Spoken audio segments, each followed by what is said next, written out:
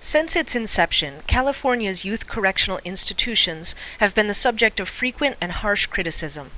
The Division of Juvenile Facilities, formerly known as the California Youth Authority, is the state juvenile correctional system reserved for high-level repeat juvenile offenders.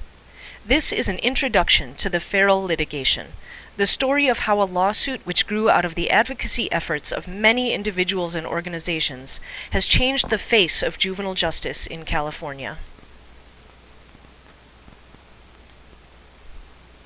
Although criticism had existed for many decades, public awareness of and dissatisfaction with conditions within the California Youth Authority intensified during the 1980s and the 1990s.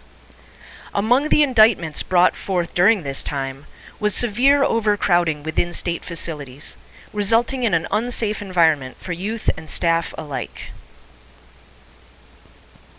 The criminogenic nature of the institutions was also highlighted during this time. With the rise of gangs and violence within facilities, youth were coming out with more behavior problems and less coping skills than at the point of their commitment to the California Youth Authority.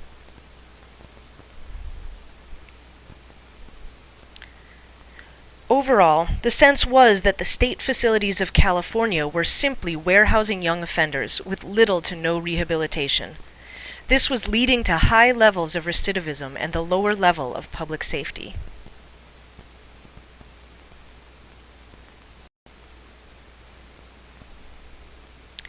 During this time, policies, procedures, and practices all had their constitutionality questioned. Practices were brought to light, such as the high levels of minority confinement.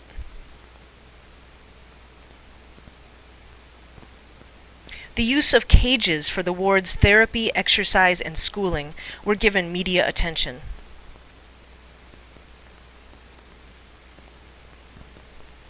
The high overall levels of violence and fear present in facilities was detailed.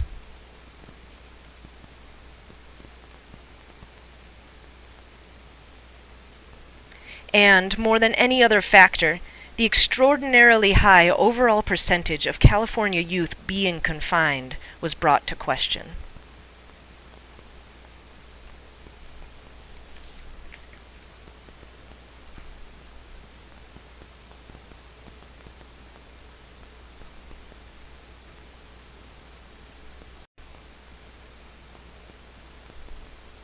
On the other side of these indictments was another issue which gained a strong media presence: the idea of youth as super predators. Led by research introduced by Princeton professor John DiIulio and backed by other conservative academics, the concept alluded to a new kind of youth, invulnerable to rehabilitation, sociopathic, and incurable.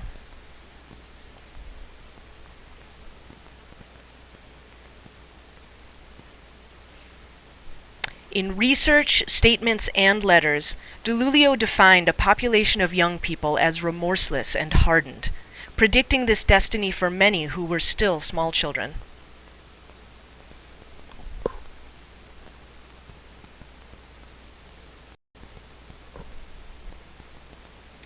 As the concept obtained the attention of the media and public fear increased of these young people, a floodgate was opened for detention rates to soar, and for legislation to become less and less focused on rehabilitation for individuals who were considered hopeless.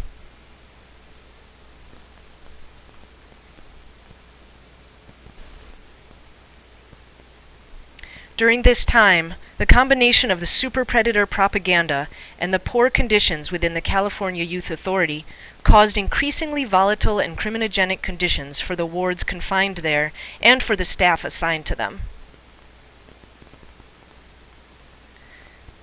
Many of the youth deemed incurable were first-time offenders at a developmental stage that was still evolving.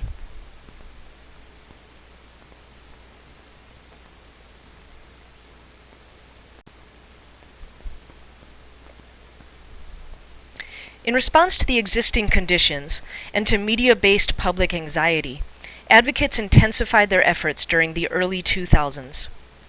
During this time, courts themselves began to identify the negative impact on youth committed to the California Youth Authority, and judges began to send fewer and fewer of those arrested to state facilities.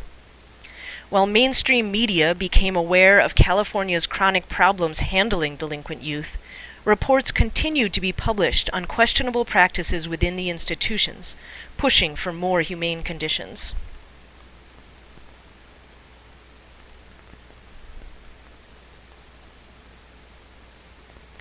Practices were brought to the public's attention during this time, such as the provision of drugs to wards to control behavior, without the permission of either a juvenile's parent or of the actual California Youth Authority official policy.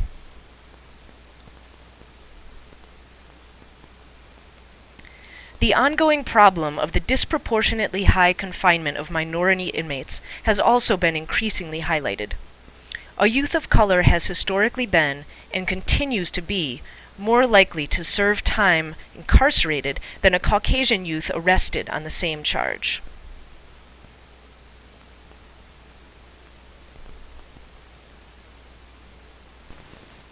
In culmination of these sentiments and efforts, the Prison Law Office, an organization committed to creating better conditions for state prisoners, brought a lawsuit against the California Youth Authority.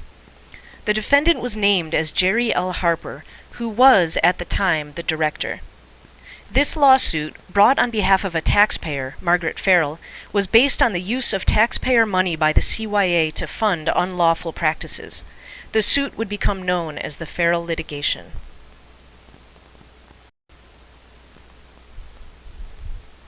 The Farrell Litigation was a severe and comprehensive indictment of the conditions within state juvenile correctional facilities. This 49-page document listed deficiencies in virtually every area of institutional design and management. The main allegations were the severe abuse of power by CYA staff, including the use of excessive force against wards, staff indifference to pleas for protection against sexual harassment, sexual assault, and rape, the disproportionate use of segregation to punish, dangerously insufficient medical care, violations of constitutional standards surrounding mental health care in the CYA, an egregious lack of education, substance abuse treatment, sex offender treatment, or exercise, and an absence of policies and procedures for youth with disabilities or to enable the practice of religion.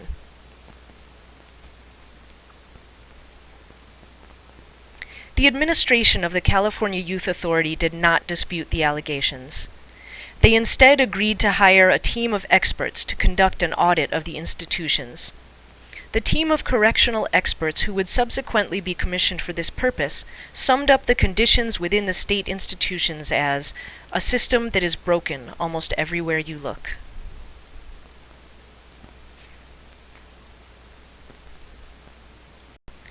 The following January 20th, 2004, the same month in which the California Youth Authority announced it would enter a consent decree with the Prison Law Office, a video was released which would stir public sentiment and push the reform process forward. The footage was obtained from the security cameras at the N.A. Chatterton Youth Correctional Facility in Stockton, California. It depicted a violent struggle between correctional officers and two wards. The opinion of the media and advocates was that the aggression continued well after the point at which the youth were subdued, instigating further public outcry against conditions deemed unconstitutional and counter to rehabilitation. Although the audit would begin immediately, along with plans to mitigate the situation, it was not until the following November that the CYA entered into a formal consent decree, a legal document expressing the agreement between the two parties in a lawsuit and an intention to remediate the situation which caused the suit. The state of California acknowledged the long-term abusive and deleterious conditions within the California Youth Authority and the state's historic failure to provide rehabilitative services in a safe environment. The 22-page consent decree was signed by then-Director Walter Allen III. It contained stipulations for remedial measures to be taken, as well as interim measures, the monitoring of compliance, and measures for dispute resolution throughout the process. The section of the consent decree which listed immediate interim measures, previously discussed by the parties and promised to be in place by November 1st, 2004, the same month in which the decree was officially signed. The measures included to classify wards by security risk and treatment needs, to create a plan to reduce violence and the need for the use of force within the CYA, to immediately provide for the treatment and management of wards on suicide watch and those with acute psychiatric needs, to advertise, screen applicants, and interview qualified applicants for the position of medical director, to reduce detention time based on evaluation of other states' management programs, to develop criteria to assure that the CYA does not accept more wards than it is equipped to serve or adequately rehabilitate, and to retain an expert in the field of wards with disabilities.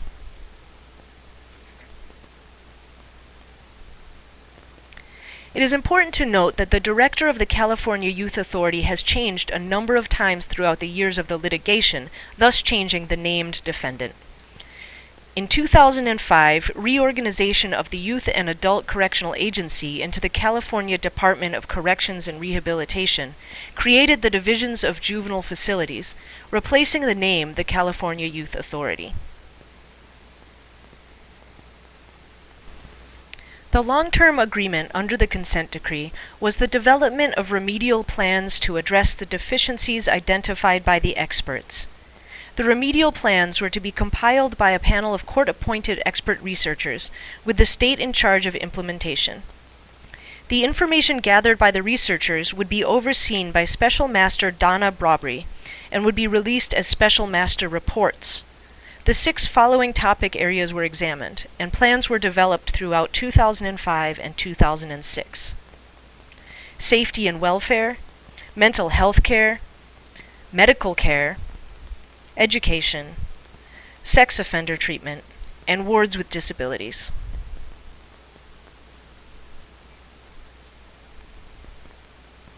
The full scope of these remedial plans and events which followed will be detailed further in subsequent educational material from the Center on Juvenile and Criminal Justice.